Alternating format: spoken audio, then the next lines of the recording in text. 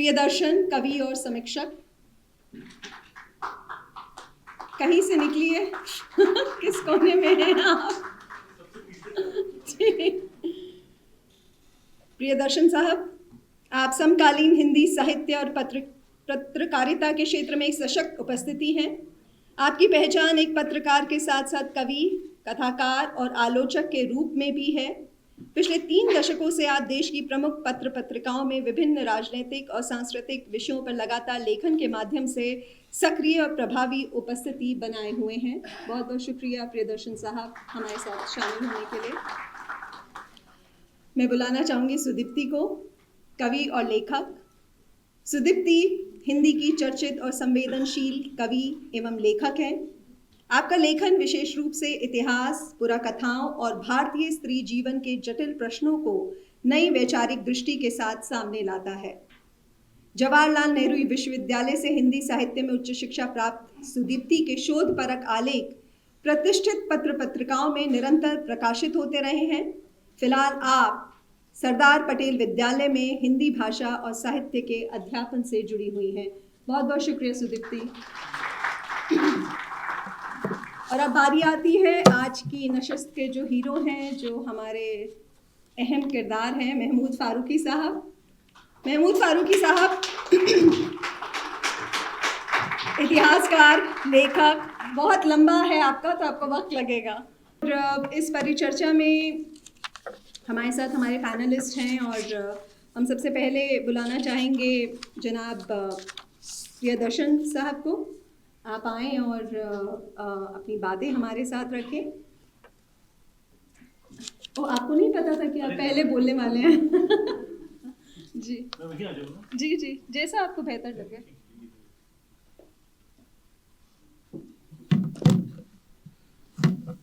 शुक्रिया। पहला वक्त होने की बड़ी मुश्किल होती है, कुछ आसानियां भी होती हैं। आप वो सब कहे जाते हैं जो बाद में कहा जाना है दूसरों की ओर से। जब मैं किताब में उन खुशकिस्मत लोगों में हूँ जो दास्तान गोई लगातार सुनते रहे हैं, और दास्ताने गुरुरत्त भी मैंने सुनी है। और जब मुझे पता चला कि 2 घंटे से ऊपर की दास्तान है तो मुझे लगा कि नींद न आ जाए लोगों को। लेकिन मैंने पाया कि इतनी पुरलुत्फ, इतनी जानकारी से भरी और दास्ताने गुरुरत्त कहने को थी वो, असल में वो पूरे उस ज़माने की, उस दौर की दास्तान थी। तो जब एक किताब के रूप में छप के मेरे पास आई, इसके पहले दास्तानों पे जो किताबें छपती आई हैं वो भी मैं पढ़ता रहा हूँ, देखता रहा हूँ, तो मुझे ये अंदेशा था कि कहीं ऐसा न हो कि बोलते हुए जो बहुत सहज लगता है, लिखा हुआ उसका थोड़ा अटपटा लगने लगता है। तो लगा कि अटपटापन कहीं इसमें न हो। लेकिन मैंने पाया कि भरपूर कई तरह के रंगों से भरी, कई तरह की आवाज़ों से भरी, कई फिल्मों की याद दिलाने वाली। तो मुझे अचानक मीर का शेर याद आया। क्यों याद आया मैं नहीं जानता हूँ। जब मैं इसको पढ़ रहा था, आलम आईना है जिसका, वो मुसव्विर बेमिसल, हाय क्या सूरतें पर्दे में बनाता है मियाँ। तो हमारे मुसव्विर साहब जो मेरी निगाह में थे, महबूब साहब, उन्होंने एक से एक सूरत इस पर्दे में बना डाली, इस किताब के पर्दे में। कई बातें इस किताब में, पहली बात तो जो मैंने पहले कही कि सिर्फ गुरुदत्त की दास्तान नहीं है। हालांकि गुरुदत्त की दास्तान तो है ही सबसे ज़्यादा और सबसे गहराई से, बिल्कुल बड़ी बारीकी से, जो कहते हैं गॉड लिव्स इन डिटेल्स। तो इतने ब्यौरे संजोना, जुटाना, इतनी सारी किताबों को देखना, पलटना, इतने सारे वाक़े याद रखना, उनको दर्ज करते जाना एक सिलसिले में, ये आसान काम नहीं था। और उन सब से गुरुदत्त की शख्सियत के बिखर जाने का जो ख़तरा था वो मैं देखता हूँ। खैर, तो मैं इसको हाँ तारीफ कर रहे हैं आपको। तारीफ के अलावा कोई समय नहीं होता है, तारीफ करते हुए सारा समय होता जाता है। खैर, तो मैं एक बात तो गुरुदत्त को लेकर, मतलब कैसे उन्होंने अपने दर्द को एक, जब मैंने प्यासा देखी थी पहली बार तो मुझे लगा कि कुछ ज़्यादा रोमांटिक फिल्म है। इतनी रोमानी फिल्म, एक शायर एक कल्पना में किस तरह वो, मतलब लोग उसको मरा हुआ समझ लेते हैं, और फिर उसका आखिरी दृश्य तो बिल्कुल, जब गीत बाहर से चल रहा है, वो आ रहा है गुरुदत्त हॉल में, वो कमाल का था। लेकिन बाद के वर्षों में मैंने महसूस किया कि इस तरह के फिल्मकार या इस तरह के राइटर जो होते हैं उनमें जितना गहरा रियलिज्म होता है उतना ही गहरा रोमांटिसिज्म होता है। अमूमन हम दोनों को एक दूसरे के खिलाफ मान लेते हैं, लेकिन गुरुदत्त की पूरी जिंदगी जैसे उसी जो साहिर के साथ भी था, यानी अगर प्यासा को एक मुकाम माने तो और गुरुदत्त के अलावा वो साहिर के गीतों का भी कमाल था। तो उसमें जो रियलिज्म है और जो रोमांटिसिज्म है, जो दर्द है और जो ज़िंदगी में बिल्कुल शायरी को घोल देने का जो मामला है वो इतना गहरा है कि गुरुदत्त की फिल्मों के बारे में, फिल्मों पे नहीं बोलूँगा, इस किताब पे, इस किताब में जो तमाम फिल्में हैं गुरुदत्त की, यानी बाजी से शुरू होके कागज़ के फूल तक या उन्होंने निर्देशन किया, और बाद में जो साहब बीवी और गुलाम और बाकी फिल्मों तक उनका जो पूरा सफ़र है इतने ब्योरों में दर्ज है कि आप उसको पढ़ते रह जाते हैं। लेकिन ये किताब गुरुदत्त के बारे में भर नहीं है, वो असल में उस दौर की फिल्मी दुनिया का भी आईना है। अब वो सिर्फ सितारों के बारे में बात नहीं करती है, वो बताती है कि आज़ादी के बिल्कुल आखिरी दौर में लड़ाई के, जब देश एक ज़ख्म झेल रहा था और एक जश्न मना रहा था, जश्न और ज़ख्म के बीच की उस आरी में सिनेमा भी बंट रहा था, टूट रहा था, स्टूडियो टूट रहे थे, नए सितारे आ रहे थे, अनाप शनाप पैसा आ रहा था, और कैसे जो पुराने इप्टा से जुड़े लोग थे और दूसरे बड़े फिल्मकार फनकार, उन्होंने कमाल की फिल्में बनाई, विमल राय हों, वो सारे नाम लेना लगूंगा तो 8 मिनट मेरे निकल जाएंगे। तो खैर, तो वो पूरा दौर उसको बिल्कुल आंखों के सामने जीवंत कर देते हैं महमूद। ये उसकी दूसरी खूबी है। तीसरी बात, जो उनकी निजी ट्रेजेडी थी गुरुदत्त की, गीता दत्त के साथ संबंधों वाली, उसमें भी लगभग बेबाकी के साथ ये दिखाई पड़ता है कि गुरुदत्त गीता दत्त की आज़ादी को वो जगह देने को तैयार नहीं थे जो वो अपने लिए चाहते थे। यानी ये एक बड़ी जटिल सी बात है जो गुरुदत्त की शख्सियत को लेकर एक उसका उदास पहलू है मेरी निगाह में। मैं कल्पना कर सकता हूँ या करना चाहता हूँ कि अगर वही आज़ादी गीता दत्त को मिली होती तो शायद दोनों शराब में इस तरह गर्क नहीं होते, एक दूसरे को तोड़ते नहीं, एक दूसरे को तोड़ते हुए जो फिल्मों में ढाला उन्होंने, जो गाया उन्होंने, वो सब इस तरह नहीं घटता। वो शायद एक दूसरी तरह का जीवन होता, एक दूसरी तरह का द्वंद्व होता, कई बड़ी फिल्में, कई बड़ा संगीत के बड़े टुकड़े हो सकता है हमें हासिल होते। लेकिन शायद ज़िंदगी ऐसी ही है, वो आपको बहुत मौके नहीं देती है। गुरुदत्त ने तो बहुत जल्दी सब हासिल किया। बहुत बचपन से उनके संघर्ष शुरू हो गए, बहुत तीखे संघर्ष उन्होंने झेले, बीच में मायूसी और हताशा का एक लंबा दौर रहा, फिर कामयाबी आई। कई दिलचस्प ब्यौरे हैं इसमें जो दास्तान में मैं सुन चुका था हालांकि, जैसे देवानंद और गुरुदत्त की पहली मुलाकात जिसमें एक दूसरे की शर्ट पहन लेते हैं गलती से, और बाद में देवानंद का वादा, दोनों का आपस में वादा कि मैं निर्देशक बनूंगा तो तुमको हीरो लूँगा, और मैंने फिल्म बनाई तो तुमको निर्देशक बनाऊंगा। जहाँ से फिल्मों की बाजी शुरू होती है, उन सब के बड़े बारीक और बड़े करीने से ब्यौरे इस किताब में दर्ज हैं। तो ये किताब सिर्फ दास्तान गुरुदत्त नाम के बावजूद सिर्फ दास्तान गुरुदत्त की नहीं है, वो पूरे हिंदी सिनेमा का एक सफ़र है और उसके पृष्ठभूमि का भी है। एक द्वंद्व उसमें कला और जीवन का भी है, एक द्वंद्व ज़िंदगी और शायरी के बीच जो टकराहट होती है उसका भी है, और इन सब के बीच एक खूबसूरत किताब हम सबके सामने है। इनकी महमूद की मेहनत के बारे में जो मैं पहले भी देखता रहा हूँ, इतने सारे ब्यौरे वो इकट्ठा कर लेते हैं, इतने शायरों के नाम इकट्ठा कर लेते हैं, इतने संस्कृत, अरबी, अंग्रेज़ी, पता नहीं कहाँ कहाँ से उद्धरण चुन के ले आते हैं, और वो चिप्पी जैसे नहीं लगते हैं, वो बिल्कुल जेल हो जाते हैं, वो उनकी दास्तान में इस तरह फिट होते हैं। मैंने जब शुरू की थी पढ़नी ये किताब तो मैं कल्पना भी कर रहा था कि ये महमूद बोल रहे हैं और मैं सुन रहा हूँ, पढ़ रहा हूँ उसको। लेकिन धीरे धीरे मैंने पाया कि वो बोलना सुनाई नहीं पड़ने लगा, वो चेहरा गुम हो गया और किताब के शब्द, किताब के अक्षर, गुरुदत्त जो है उनका जीवन, वो सब और पूरा हिंदी सिनेमा मेरे सामने खुलता रहा। एक ख्याल आया जो बहुत अच्छा ख्याल नहीं है कि महमूद फारूकी धीरे धीरे गुरुदत्त हुए जा रहे हैं। तो लेकिन गुरुदत्त हुए बिना शायद ये किताब लिखी नहीं जा सकती थी। हम तमाम लोग जो लिखते हैं उसमें आधे अधूरे जीवन से काम नहीं चलता है, पूरा का पूरा जीना पड़ता है कि उन्होंने जिया है उसको, और इसलिए एक शानदार किताब हमारे पास है।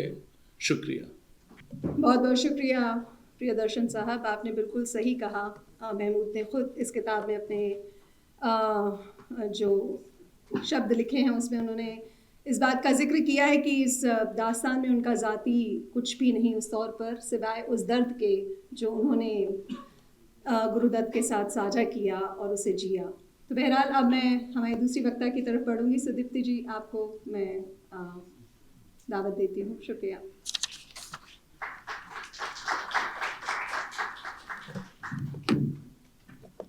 सबको नमस्कार। और मैं 8 मिनट नहीं बोलूँगी, मैं उससे ज़्यादा बोलूँगी, क्योंकि बहुत ही टेक्निकल और मैकेनिकल काम के बीच में उसे 4 हिस्से में बांटा है। सबसे पहले तो दास्तान सुनने का अनुभव। एग्जैक्ट डेट मुझे याद है, 5 अक्टूबर 2025, अर्थशिला ओखला में मैंने दास्ताने गुरुदत्त सुनी थी। तो उसका जो अनुभव मुझ पर हुआ, जो सुनने के बाद मैंने महसूस किया वो, और दास्तान सुनने और किताब पढ़ने के बीच जो फ़र्क है उसके बारे में। तीसरी बात किताब के बारे में, और मुझे नहीं पता कि महमूद को पता है कि नहीं कि गुरुदत्त मुझे कितने प्रिय हैं। वैसे तो हिंदी सिनेमा को पसंद करने वाले लोगों को बहुत प्रिय होंगे, लेकिन आप इससे समझ सकते हैं कि मेरी पसंदीदा फिल्म हिंदी सिनेमा से एक ही है, कागज़ के फूल। तो मुझे उतने ही प्रिय हैं और मैं बहुत ही अपनी समझ को मानती हूँ कि शास्त्रीयता की तरफ झुकी हुई है। तो मैं इन चीज़ों पर बात करूँगी। जब दास्ताने गुरुदत्त सुनने हम जा रहे थे तो मेरे मन में था कि आकाश से असमय टूट कर गिरा एक सितारा, या समय से पहले आया एक श्रेष्ठतम निर्देशक, या फिर अपनी उदासी की झील में खिलकर डूब गया नीला कमल। किसकी कहानी सुनने जा रही हूँ और इस कहानी को सुनकर मुझे कैसा लगेगा, क्योंकि अपने प्रिय पात्र को, अपने प्रिय लोगों को दूसरों की निगाह से देखना कई बार आपको एक आशंका से भर देता है, डरा भी देता है कि आप पसंद करेंगे कि नहीं उसकी नज़रों से अपने प्रिय को देखना। और बावजूद इसके कि गुरुदत्त में तमाम खामियां हैं, व्यक्ति गुरुदत्त में, फिल्मकार गुरुदत्त को हम बहुत ही ज़्यादा पसंद करते थे, तो बहुत सारी आशंकाओं से भरी हुई मैं गई। और इससे पहले मैंने महमूद की बहुत सारी दास्तानें सुनी हैं, दास्ताने कर्ण, राग दरबारी, रेत समाधि, दास्ताने मीर, और पहली बार हुआ कि दास्तान सुनते सुनते अंत में मेरी आंखों में आंसू थे। और कुछ देर तक मैं ही नहीं, पूरे लोग, जितने लोग उस हॉल में थे, लगभग 2.5 घंटे के उस दास्तान के बाद थोड़ी देर के लिए स्तब्ध थे। तालियां बाद में बजी, खड़े बाद में हुए, आंखों में आंसू कुछ के थे, कुछ चुप थे। और मैं तो ज़रूर कहूँगी कि जब भी वो दास्तान महमूद दिल्ली में करें, आप देखिए। ये शायद गुरुदत्त और महमूद फारूकी दोनों का मिला जुला कमाल था। शायद गुरुदत्त की जो रचनात्मक बेचैनियाँ हैं और जो उस रचनात्मक यात्रा के अंधेरे हैं, उन पड़ावों से महमूद भी अपनी यात्रा में गुजरे होंगे और उनको देखा होगा। ये बहुत मुश्किल था कि उस यात्रा से गुजरते हुए दास्तान लिखने की। और ये किताब मैंने पहले तो 1 हफ्ते में थोड़ी थोड़ी करके पढ़ी, फिर एक 24 घंटे में लगातार पढ़ी, क्योंकि इस किताब के बारे में भी तो आपसे बात करनी है। तो इस किताब में बहुत सारे हिस्से हैं जो उस दास्तान में नहीं शामिल हैं। अब दास्तान सुनाते हुए जब कलाकार महमूद जैसा हो तो उन्हीं बातों पर उंगली रखता है जिससे आपका भी दिल दुखे, जो आपके मर्म पर भी चोट पहुँचे। क्योंकि काव्य शास्त्र का एक सिद्धांत है साधारणीकरण। जो सहृदय है, जो दर्शक है उसके दिल में जो भाव है वह मंच पर जो है उसके भावों से जब जुड़ जाते हैं तो कलाकार अगर महमूद फारूकी जैसे हों तो उन्हें पता है किन बातों को कहना है ताकि लोगों को ठीक वही पता चले जहाँ तक उन्हें पहुँचाना है। लेकिन किताब उसके अलावा भी और भी बातों के बारे में है। फिर भी इस किताब को पढ़ते हुए आवाज़ वह लय आरोह अवरोह उतार चढ़ाव आरोह अवरोह को तो वो सारी चीज़ें मेरे जहन में गूंज रही थी। जैसे चाहे उदय शंकर के डांस स्कूल में जाना हो, चाहे गीता दत्त से पहली मुलाकात हो, चाहे जब अपने दुख की शराब में डूबते गए गुरुदत्त वह दृश्य हो, चाहे साहिर के साथ उनकी बात हो, बिमल रॉय की बात हो, वो सारे दृश्य एक के बाद एक जब हम किताब में पढ़ रहे थे महमूद की आवाज़ में भी वो मेरे भी जैसे प्रियदर्शन ने कहा मेरे भी जहन में वो सारे संवाद आ रहे थे क्योंकि जैसे बोला गया है वैसे ही इस किताब को लिखा गया। लेकिन उसके अतिरिक्त बहुत सारी चीज़ें थी। जैसे मैं बताऊं जब सूचनाओं का अंबार होता है जो इस दास्तान में है, इस दास्तान में इतने रेफरेंसेज हैं जो महमूद सुनाते हुए भी बता रहे हैं लेकिन सुनते हुए आप बस चमत्कृत होते हैं कि इतने रेफरेंसेज हैं, इतने लोग के नाम हैं, इतने कोट हैं, ये है ये है ये इसके बाद। लेकिन जब आप किताब पढ़ते हैं तो आप राज कपूर के आवारा के कैरेक्टर को और उनके बाजी के कैरेक्टर को फिर से रीविजिट करते हैं और किताब पढ़ते हुए आप देखते हैं कि दोनों के नायक एक जैसी स्थितियों में एक जैसी गलियों में हैं लेकिन गलियों का ट्रीटमेंट कैसा है सुनते हुए वो बात आपके जहन में आती है और चली जाती है लेकिन पढ़ते हुए आप उस पर दोबारा लौट सकते हैं। तो मैं बिल्कुल कहूँगी कि किताब पढ़ना और दास्तान सुनना एक तरह से अपनी कल्पना के घोड़े को महमूद जैसे दास्तान गो के हाथ में दे देना है दास्तान सुनना और वो जो दिखाना चाहते हैं वो जो सुनाना चाहते हैं। इसलिए जो हम किताब के पढ़ने वाले लोग हैं जो किताब के प्रशंसक हैं आप सब जानते हैं कि फिल्में भी जो किताबों पे बनती है कही जाती है कि किताबें हमारी कल्पना को विस्तार देती है। तो बावजूद इसके कि ये मौखिक जो कला है दास्तान उसकी किताब है, इस किताब को पढ़ना अपने आप में पढ़ने के सुख को बढ़ाने वाला है और आपके ज्ञान को भी बढ़ाने वाला है। तो देखिए एक तरह से दास्तान सुनने के अनुभव और पढ़ने के अनुभव को तो मैंने समेट दिया लेकिन इस किताब में है क्या क्या, इस किताब में बातें कौन कौन सी है जो मुझे बहुत अच्छी लगी वो मैं आपको 2-3 बातें बताऊंगी। जैसा प्रियदर्शन जी ने कहा कि एक दौर की किताब है, उस दौर में फिल्मी दुनिया में पॉपुलर कल्चर में क्या क्या हो रहा था, क्या बदलाव आ रहे थे, कैसे विश्व युद्ध के बाद जो नया पैसा आ रहा था वो फिल्मों को बदल रहा था और कैसे ये जो नए लोग आए थे उन्होंने संगीत से लेकर नृत्य से लेकर निर्देशन तक को बदल दिया था। ये सब स्टूडियो कल्चर ख़त्म हो गया था। तो एक तरह से जो महमूद जिनकी ट्रेनिंग एक इतिहासकार की है इस किताब में उनका वो इतिहासकार रूप भी आया। सुनते हम कई बार भूल जाते हैं क्योंकि वहाँ पर वो एक कलाकार होते हैं ओरल ट्रेडिशन के, लेकिन यहाँ पर उनकी स्टडी और किसी भी चीज़ को इतिहास की नज़र से कैसे देखा जाता है उसकी व्याख्या कैसे की जाती है। तो अगर आप फिल्म स्टडी में भी रुचि रखते हैं तो इसमें बहुत सारी चीज़ें आती हैं और सिर्फ गुरुदत्त की किताब नहीं है। जैसा प्रियदर्शन जी ने भी कहा कि यहाँ पर तलत महमूद का उभार और कैसे उनका उभार ख़त्म हो गया ये भी पता चलता है। नौशाद और साहिर साथ ही साथ सचिन का और इंटरपर्सनल रिलेशन भी लोगों के कैसे होते हैं और रचनात्मक लोगों के टकराहटें कैसी होती हैं, ये सारी खूबियाँ आपको उस दौर की मिलेगी। साथ साथ इसमें एक स्त्री दृष्टि है। बहुत मुश्किल था ये गुरुदत्त, गीता बाली, गीता दत्त या वहीदा रहमान इनके टॉपिक को बिना गॉसिपी हुए बढ़ जाना, लेकिन महमूद की इसमें कमाल की बात है कि जैसे ग्रे शेड गुरुदत्त के किरदारों के होते हैं, जैसे उनके बाजी का नायक है वैसे ही गुरुदत्त है। यहाँ पर उनको वो देखते हैं, उन पर टिप्पणी नहीं करते, उन पर जजमेंटल नहीं होते, उनको हीरो नहीं बनाते, उनको विक्टिम भी नहीं बनाते, उनको एक व्यक्ति की तरह हमारे सामने पेश कर देते हैं और चाहते हैं कि आप उस व्यक्ति की तरह देखें। और उनको बहुत मुश्किल है क्योंकि पूरी दास्तान वैसे व्यक्ति के बारे में है जिसको बहुत लोग हीरो मानते हैं। मनुष्य तो हम मानना ही नहीं चाहते ना, हमें तो या तो नायक चाहिए या विलेन चाहिए। तो मनुष्य रूप में देखना और उनकी जो कमियां हैं और मिस्टर एंड मिसेस 55 के बारे में जो आप लिखते हैं उसमें उनकी सारी कमियां और गीता दत्त की ख्वाहिश कि वो भी तो कलाकार थी, उसे भी तो अपनी कला के लिए उपासक चाहिए थे, ये बात कह पाना। और उस पूरे दौर में मीना कुमारी के बारे में 1 या 2 वाक़ये हैं। एक वाक़या मेरे दिमाग में बैठ गया कि जर्मनी जाना था मीना कुमारी को, लेकिन उनके पति ने उनको जाने नहीं दिया। सिर्फ ये सारी जो बातें हैं, या वहीदा रहमान की माँ ने कहा कि हम बहुत बार सोचते हैं कि क्या इस किताब में या इस दास्तान में कोई संकेत है या क्या था उनके बीच में, क्योंकि ऐसे रहस्य, गोपन, ऐसे संबंध स्त्री पुरुष के हमें आकर्षित करते हैं ना। एक ऑडियंस के तौर पर हम बहुत आकर्षित होते हैं गॉसिप्स में, तो हमें लगता है कि क्या था उनके बीच में। उन्होंने एक वाक्य लिखा है, उनकी माँ ने कहा वो बार बार मर्द बदलना उसके लिए संभव नहीं है।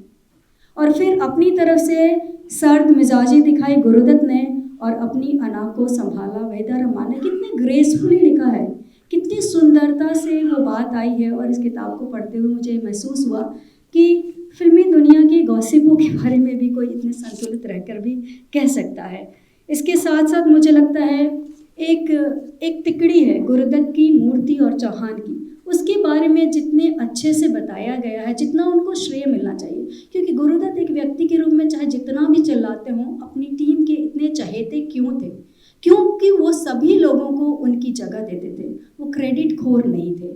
और इस बात को कहा नहीं गया है, लेकिन कहानियों के द्वारा बता दिया गया है। जैसे राज खोसला CID के बाद कहते हैं कि मैं तुम्हारे अगली फिल्म में, गुरुदत्त कहते हैं कि तुम निर्देशित करो, मेरे साथ और फिल्म बनाओ, कहते हैं नहीं मैं तुम्हारे साथ नहीं बनाऊंगा, तुम बरगद हो, मैं पनप नहीं पाऊंगा, और वो जाने देते हैं। और आप ही सोचिए, गुरुदत्त जैसा निर्देशक, हम मानते हैं ना साहब बीबी और गुलाम गुरुदत्त की फिल्म है, लेकिन वो उसके निर्देशक तो नहीं है।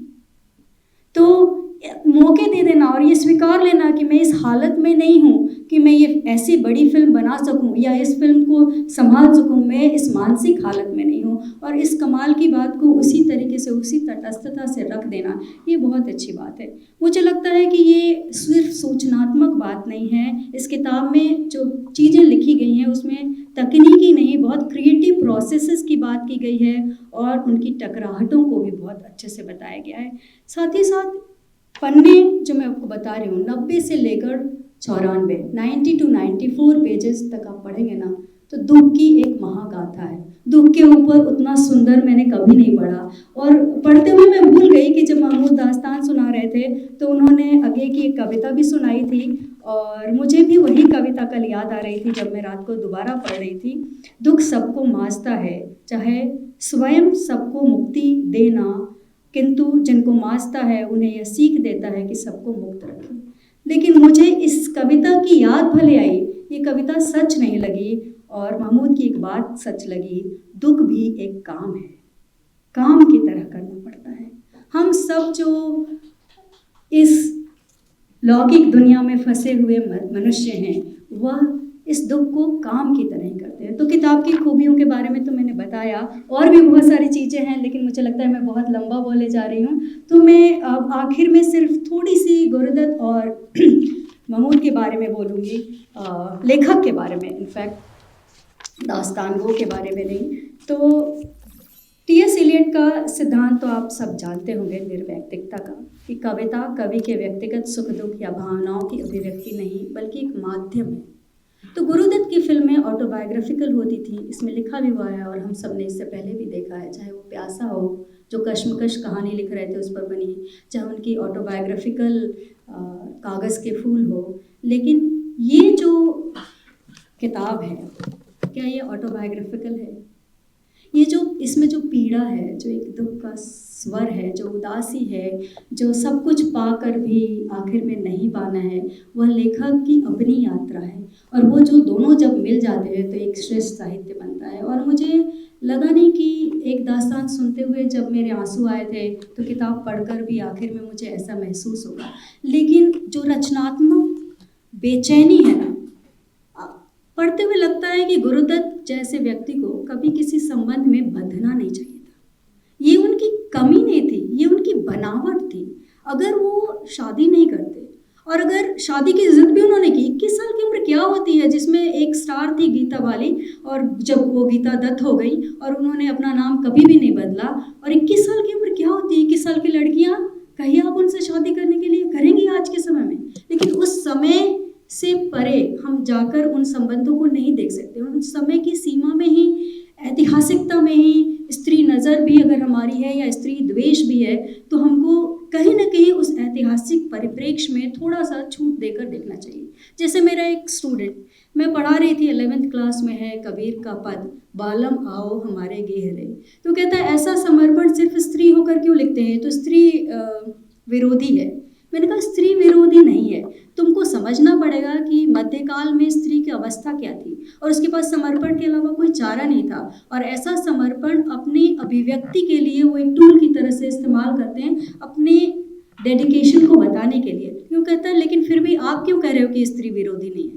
मैंने कहा अपने को स्त्री रूप में स्वीकार कर लेना, जिस स्त्री को अगर नरक का द्वार भी मानते हैं, ये कैसे स्त्री विरोधी होगा। थोड़ा कॉन्टेक्स्ट में चीज़ों को देखना चाहिए, ये नहीं कि हम आज की नज़र से पुरानी चीज़ों को देख रहे हैं।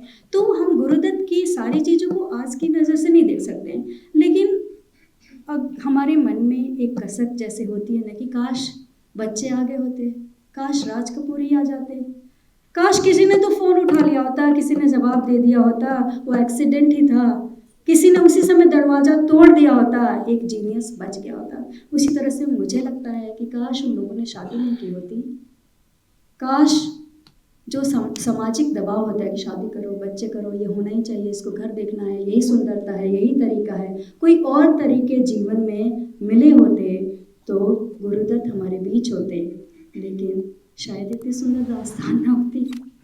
ट्रेजेडी हमें ज़्यादा लुभाती है ना, गुरुदत्त की फिल्मों की तरह यह भी एक ट्रेजेडी की दास्तान है, उतनी ही खूबसूरत, उतनी ही शास्त्रीय, और इसकी भाषा बोली हुई हिंदी है।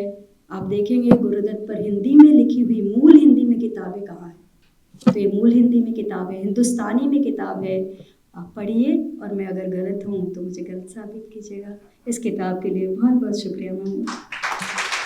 कि जो उसने कहा मैंने ये जाना कि गोया ये भी मेरे दिल में है, तो ये बहुत सटीक बैठता है महमूद साहब के ऊपर। अब मैं दावत देना चाहूँगी जबरीमल पारिक साहब को, आप आए, आप अपनी बात रखें, आपके लिए शुक्रिया।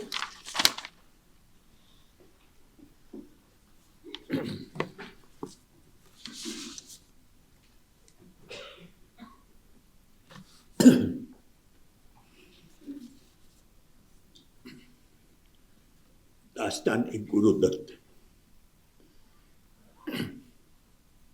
ये किताब मैंने सुनी नहीं है, पढ़ी है,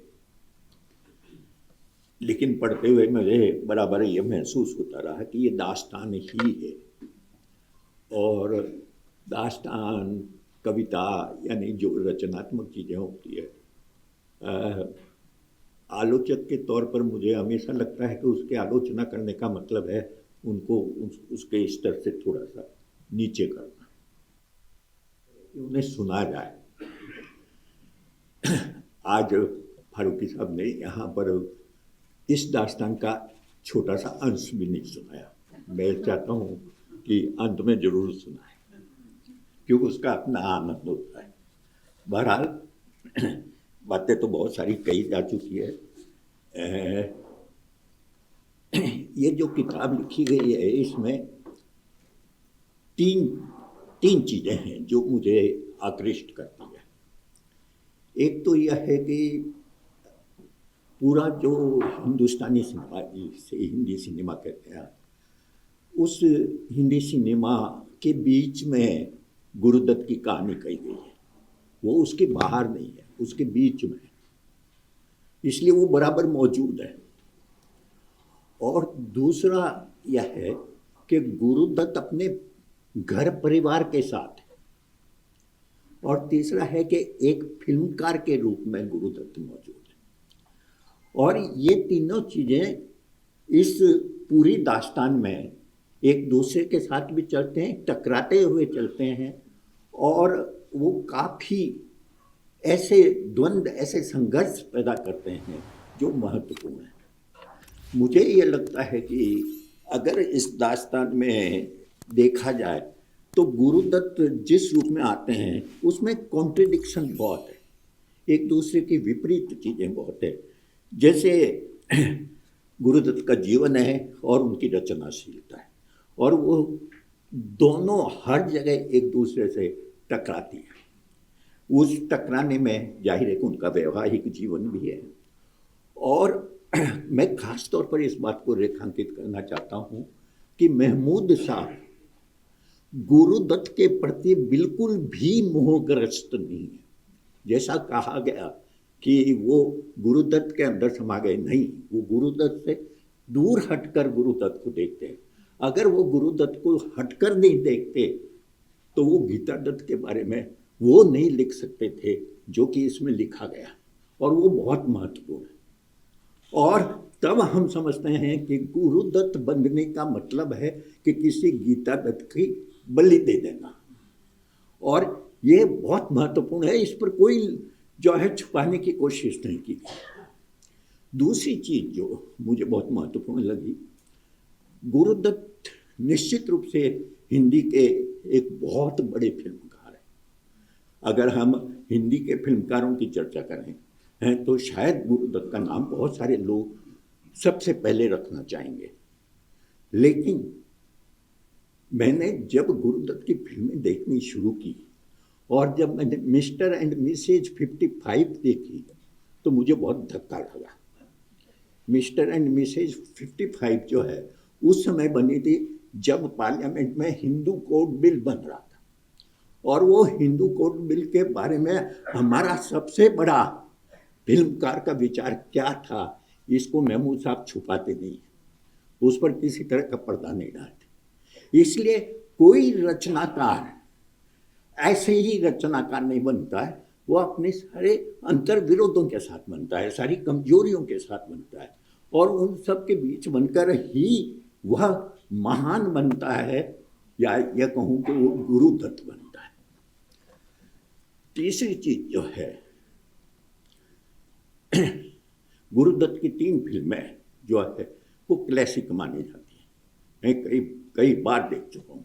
इस किताब के बाद में मैंने ये फिल्म मैं फिर देखी, और मुझे ये कागज के फूल, प्यासा, कागज के फूल और साहब बीबी और गुलाम, साहब बीबी और गुलाम का उन्होंने निर्देशन न दिया हो, लेकिन साहब बीबी और गुलाम पर फिल्म बनाने की इच्छा उन्हीं की थी।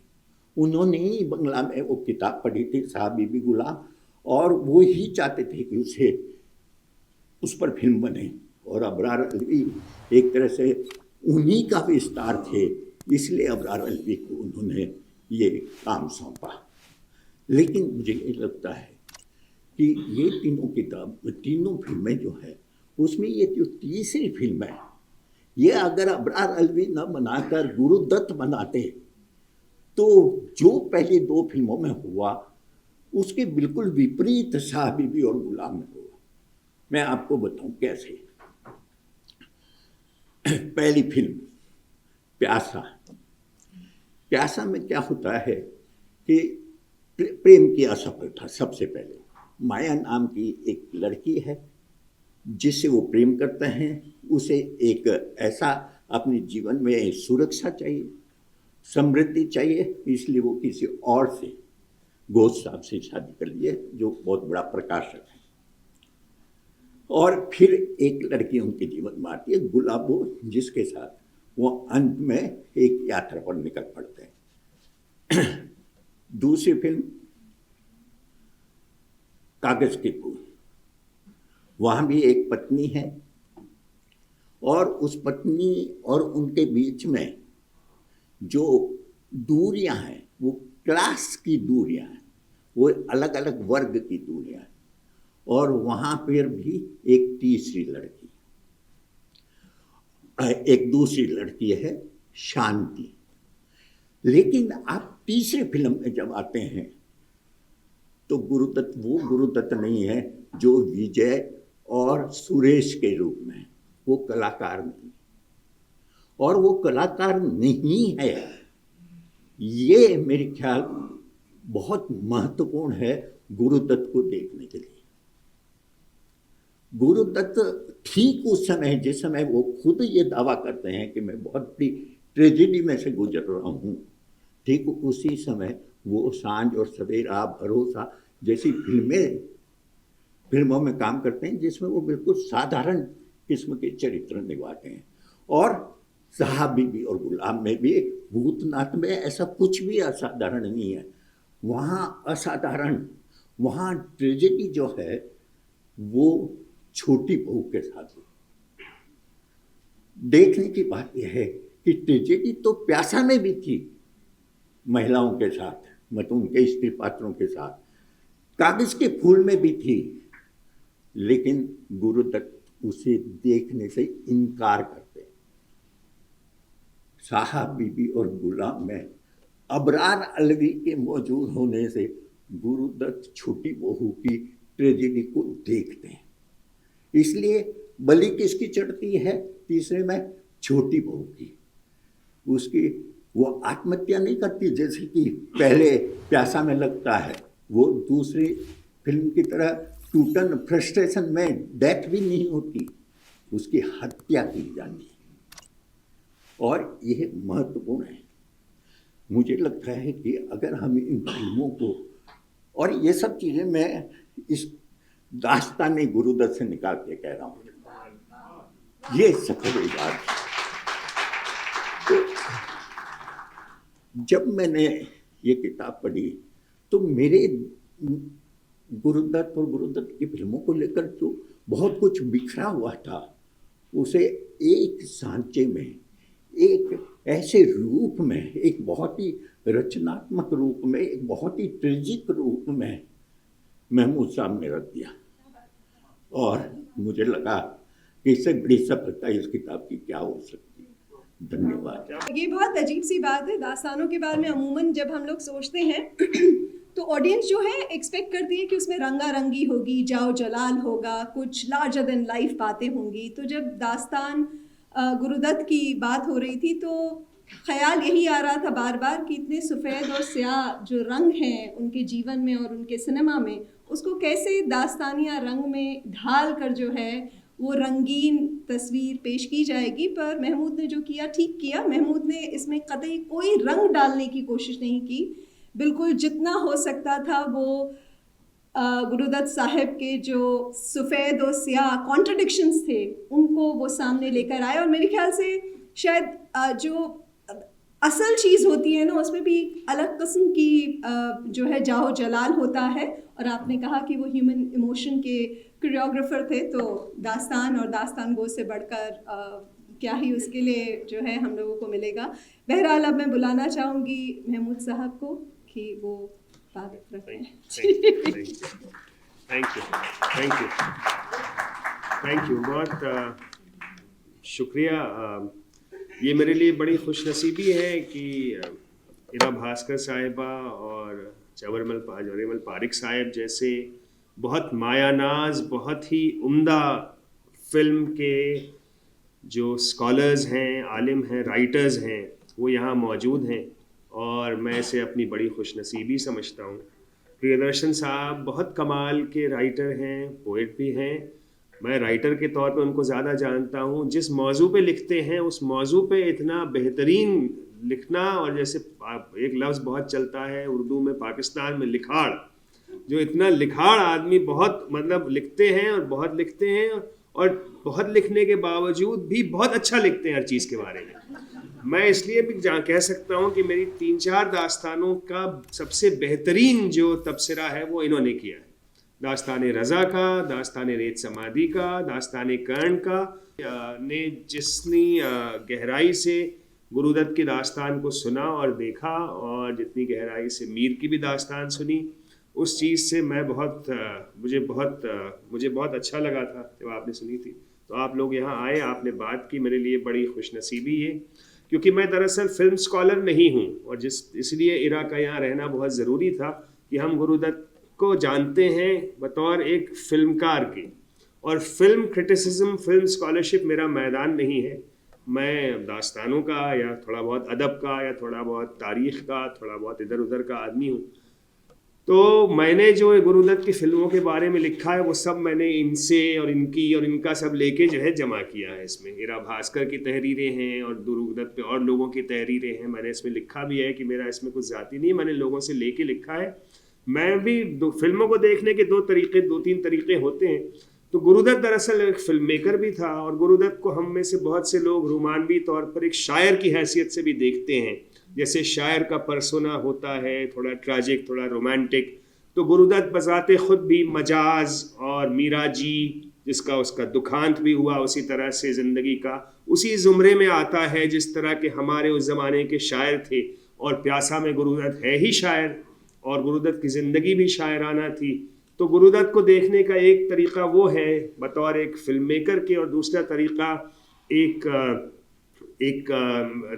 उदासी भरे और ट्रेजेडी से भरे हुए शायर की ज़िंदगी के तौर पर देखना।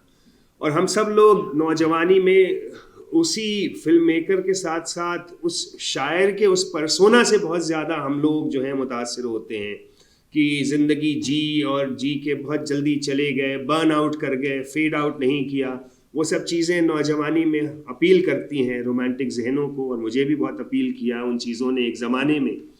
फिर बाद में जो है वो जो एक रोमांटिसिज्म होता है सेल्फ डिस्ट्रक्टिव आर्टिस्ट की शख्सियत से, उसका धीरे धीरे जो है वो जो मोह था वो थोड़ा सा उतर गया। तो फिर मैं गुरुदत्त पे जब लौटा तो ये मैंने दूसरी तरह से देखा। मैं बड़ा इस मामले में भी खुशकिस्मत हूँ कि गुरुदत्त मुझे बहुत पसंद थे बचपन से ही, और फिर मैंने उनके ज़िंदगी में अपनी कई चीज़ें लगातार मैं पढ़ता रहा था, और फिर उनका दास्तान बनाते वक्त मैंने दोबारा पढ़ी चीज़ें। तो एक शख्स जो मुझे बहुत पसंद था उसको किसी तरह से मैं दुनिया के सामने पेश कर सका और उसको किसी तरह का खिराज दे सका, ये मुझे मौका हासिल हुआ। इसके लिए मैं बहुत शुक्रगुजार हूँ, क्योंकि गुरुदत्त के बहुत से चाहने वाले हैं, और बहुत से हिंदुस्तान में हज़ारों लोग होंगे जिन्होंने मुझसे भी ज़्यादा जिया है, मुझसे भी ज़्यादा जाना है, लेकिन अपने जानने और अपने जीने को वो उनको पेश करने का मौका नहीं मिला, मुझे मिला। इसके लिए मैं बहुत शुक्रगुजार हूँ। मैं गुरुदत्त की ज़िंदगी को पेश करते वक्त ये चाहता था कि भाई बहुत दुख भरी ज़िंदगी थी, तो एक तरह का जो है वो आखिर में ख़ास तौर से जो पहला परफॉर्मेंस सुदीप्ति ने देखा था, वो मैं आखिर में आते आते मैंने दानिस्ता तौर पे मैंने जानते बूझते एक तरह से इस तरह से आखिर उसका किया था कि एक तरह से श्राद्ध हम दे रहे हैं किसी का। तो वो शांति मंत्र पे ख़त्म करके भी एक तरह से कि भाई आत्मा को सुकून मिले, और भाई अब तुम जहाँ हो सुकून से रहो, और अब अपना हमारा पिंड छोड़ो और अपना पिंड छोड़ो, क्योंकि वो बाद में भी बहुत सालों तक वो चलता रहा वो दुख का चीज़ें सिलसिले। बहरहाल, लेकिन जैसा कि अहम बात यही है कि हम उनको याद करते हैं क्योंकि वो फिल्मकार थे और वो फिल्में बनाई, और फिल्मों के ज़रिए उन्होंने हमारे लिए चीज़ें छोड़ी, और ये इस चीज़ पे लौटते हैं, हम उसी लिए लौटते हैं।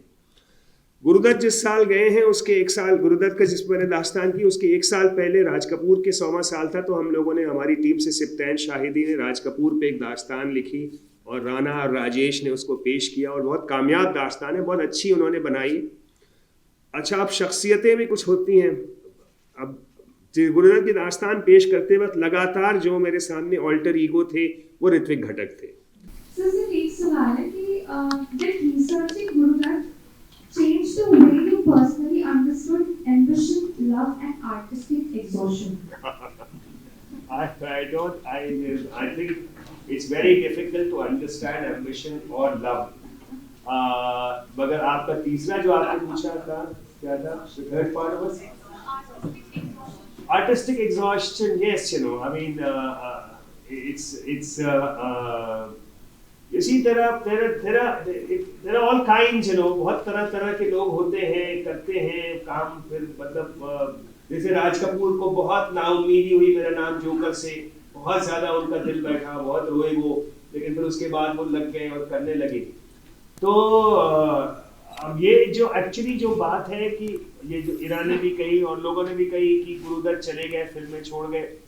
गुरुदत्त एक्चुअली आते आते बहुत थक गए थे, आखिर में बहुत थक गए थे, और पता नहीं वो जिंदा रहते तो मतलब अच्छा रहता है इंसान जितना जिंदा रहे, उसमें कोई वो नहीं, लेकिन वो फिल्में कैसी बनाते नहीं बनाते मैं नहीं कह सकता। और वो बहुत दुखी भी थे, जैसा वहीदा रहमान ने बार बार कहा है, वो जीना नहीं चाहते। तो वो जिस रूप में जी रहे थे वो कोई बहुत ज्यादा लुभावना रूप नहीं था, वो बहुत दिल खुशकन जिंदगी नहीं थी जिस तरह से वो जी रहे थे। और मगर इंसान की जिंदगी कभी भी पलट सकती है, और शायद उनको मौका मिलता रहते तो जिंदगी बदल सकती थी, पलट सकती थी। लेकिन ये ज़रूर है कि गुरुदत्त बहुत थक गए और फिल्में वो बना रहे थे, लेकिन वो फिल्म में जो ऐसे बहारें फिर भी आएंगी वो बना रहे थे और उसमें गाने भी बड़े अच्छे शूट किए थे, लेकिन उस वक्त तक आते आते उनके अंदर कितनी और इस तरह की फिल्में बनी रही थी जो आर्टिस्टिक, जो एम्बिशियस फिल्में थी, मैं नहीं कह सकता। बाकी आर्टिस्टिक एग्जॉस्शन इन जनरल क्या होता है क्या नहीं, ये तो पता नहीं। मतलब वो कहते हैं, जैसे मैं आपसे बताऊं, एक मैंने पढ़ा था वी.एस. नैपॉल हमारे बड़े नॉवेलिस्ट थे, उनकी पब्लिशर डायना एटहिल ने बड़ा अच्छा मेमोयर लिखा है स्टेट करके। तो डायना एटहिल कहती है कि नैपॉल जब कोई नॉवेल लिख रहे होते थे तो रात दिन उनको फोन कर करके उनके ऊपर रोते थे, चिल्लाते थे, डायना एटहिल को गालियां देते थे कि मैं ये नॉवेल लिख रहा हूँ, मैं मर जाऊंगा, इसको कोई नहीं पढ़ेगा, मेरी जिंदगी बर्बाद हो गई, इसने मेरी जिंदगी खत्म कर दी। तो नैपॉल का प्रोसेस ये था कि जब वो कुछ काम कर रहे होते थे तो अपने आप से इस कदर वो बेजार और इस कदर वो ऊब जाते थे और थक जाते थे और वो यंत्रणा में मानसिक रहते थे, और फिर वो नॉवेल खत्म होता था और फिर वो नॉवेल रिलीज होता था और फिर कुछ दिनों बाद में दूसरा नॉवेल शुरू कर देते। ये पीसी बरुआ साहब के साथ भी होता था। पीसी बरुआ साहब फिल्म बनाते थे और फिर कहते थे यार ये तो उस फिल्म ने मुझे एकदम चूस लिया, मैं नहीं बचूंगा। फिर वो तो प्रिंस बरुआ थे, उनके तो बात ही कुछ और, वो यूरोप घूमने चले जाते थे 3-4 महीना फ्रांस घूम के, या फिर जंगलों में चले गए असम के, वहाँ 3-4 महीना घूम के कोई चीता पकड़ के ले आए, अब दूसरी फिल्म पे काम शुरू हो गया। तो